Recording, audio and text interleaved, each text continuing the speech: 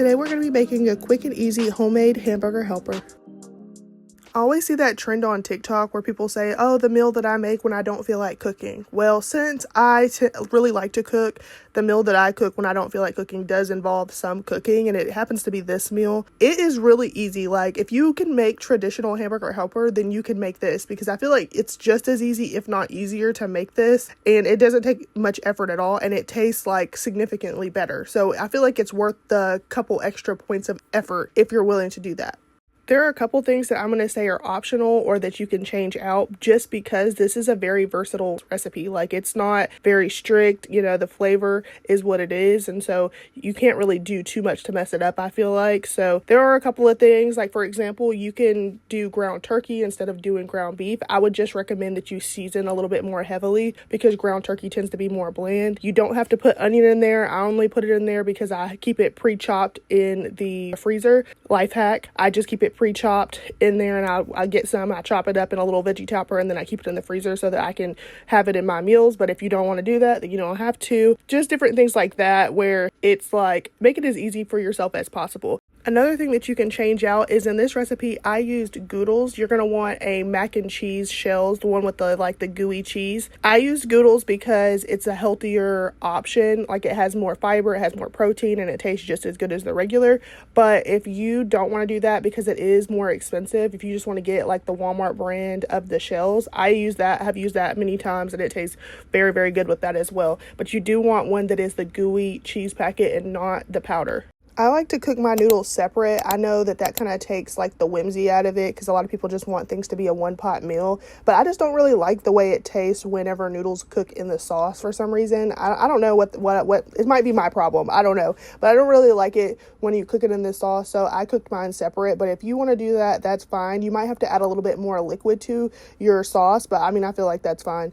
But yeah, I'm sure it'll work out just fine. But as you can see, I cooked mine separately and then just added it in eventually. Here in a second, you're going to see me put in chili seasoning. I got this chili seasoning on sale at Walmart, and that's the reason I have it.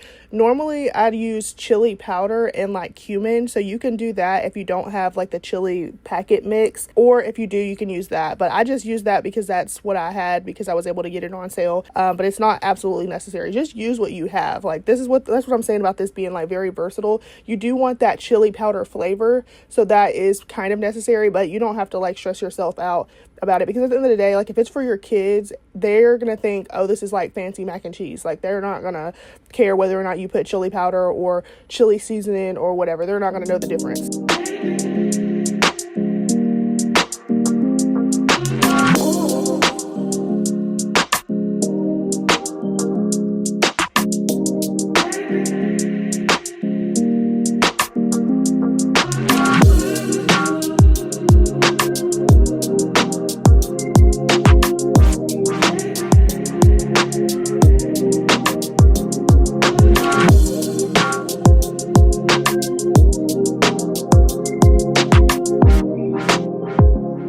Apologize for this angle. I don't know what I was thinking. I guess I didn't feel like you needed to see this part. I don't know. What I did was I filled it up to the 1 cup mark with milk, and then the rest of the way to the 2 cups I filled with water, and then I put a teaspoon of beef bouillon in there and stirred it around to kind of make beef broth.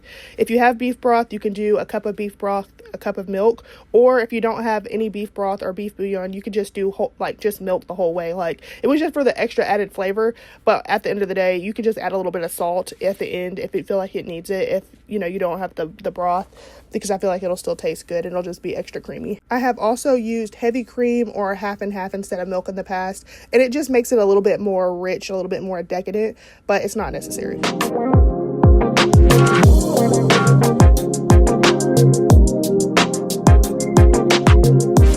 This is just me showing you the packet. It's very important that you get this cheese sauce packet. I know I already said that, but that's the important part, because the thing that I don't like about Hamburger Helper is I do feel like it still tastes a little bit powdery at the end of the day, like when you're eating it. I remember eating it when I was a kid and loving it so much, and then I tried it again as an adult because it's a cheap meal, and it tasted powdery and it wasn't very good, and I was like, this is what I'm remembering from my childhood. But this does not have that powdery taste at all.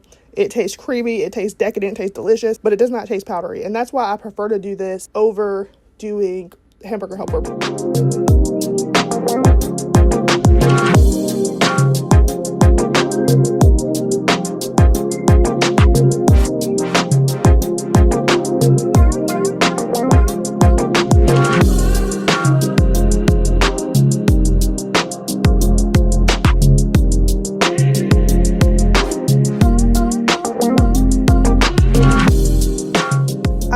then 2/3 cup of sharp cheddar cheese. This really isn't necessary if you don't want to either. I mean, it's highly recommended. I mean, who doesn't love cheese, to be honest? But you really don't have to. Like, if you're on a strict budget and all you can afford is the turkey, the 2 boxes of macaroni and cheese for $1 a piece, and the tomato paste, then that's what you need to put in here, and it'll still taste just as delicious. Like, I promise it'll still taste good. But if you can afford the extra cheese, go ahead and get it. It just adds, you know, richness, and it's good.